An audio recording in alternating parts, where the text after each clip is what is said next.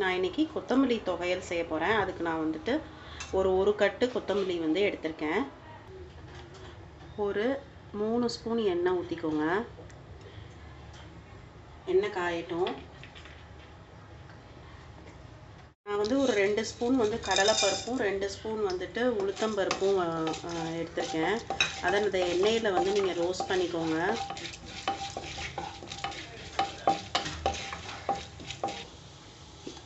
மிளகா வச்சுருக்கேன், வர மிளகா ஒரு 8 மிளகா வச்சுருக்கேன். அதையும் போட்டு இதில் ரோஸ்ட் பண்ணிக்கோங்க. அதுக்கப்புறமா பூண்டு வந்து ஒரு 4 பூண்டு பல்லும், தேங்காய் வந்துட்டு இப்படி கீத்தாவும் கட் பண்ணி வச்சுருக்கேன். அதையும் போட்டுக்கோங்க. அதையும் போட்டு அதையும் ரோஸ்ட் பண்ணிக்கோங்க. நல்லா டேஸ்ட்டாக இருக்கும் தேங்காய் பொடையில். சைஸுக்கு புளி போட்டுக்கோங்க. புளி போடையில் உங்களுக்கு துவையல் வந்து கெட்டு போகாமல் இருக்கும். ஒரு 4-5 நாளைக்கு ஃப்ரிட்ஜில் நம்ம ஸ்டோர் பண்ணி வச்சுக்கலாம். கெட்டு போகாமல் இருக்கும். நல்லா வாசனையாக இருக்குங்க. இப்போ வந்து இந்த கொத்தமல்லி வச்சுருக்கோம்ல, கொத்தமல்லியை வந்து நான் கொஞ்சம் காம்பெல்லாம் விட்டு தான் நான் வந்து க்ளீன் பண்ணி வச்சுருக்கேன். காம்போடு போட்டால் நல்லாயிருக்கும். போட்டு இதையும் இதில் மிக்ஸ் பண்ணிடணும். நம்ம கொஞ்சம் பாருங்கள், நல்லா சுண்டிடுச்சு பாருங்கள், கொஞ்சமாக ஆயிடுச்சு பாருங்கள். இன்னும் ஒரு 2 மினிட்ஸ் வந்து இதை நம்ம ரோஸ்ட் பண்ணிக்கணும்.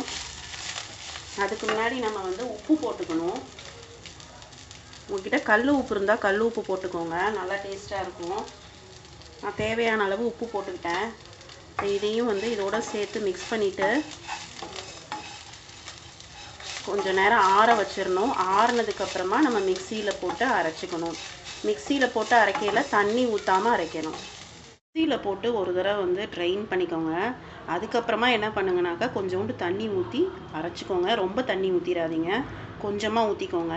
இப்போ இதுக்கு தாளிப்பு வந்து ரெடி பண்ணுவோம். எண்ணெய் வந்து ஊற்றிக்கோங்க, 1 ஸ்பூனு.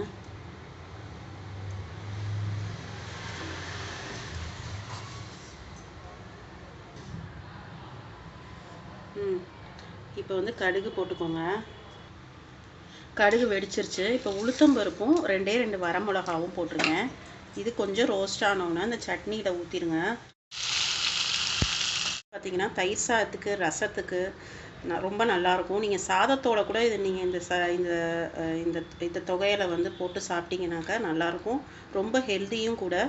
இது நீங்கள் உங்கள் வீட்டில் ட்ரை பண்ணி பாருங்கள். உங்களுக்கு இந்த வீடியோ பிடிச்சிருந்தா லைக் பண்ணுங்கள், கமெண்ட் பண்ணுங்கள், ஷேர் பண்ணுங்கள், சப்ஸ்கிரைப் பண்ணுங்கள். தேங்க்யூ.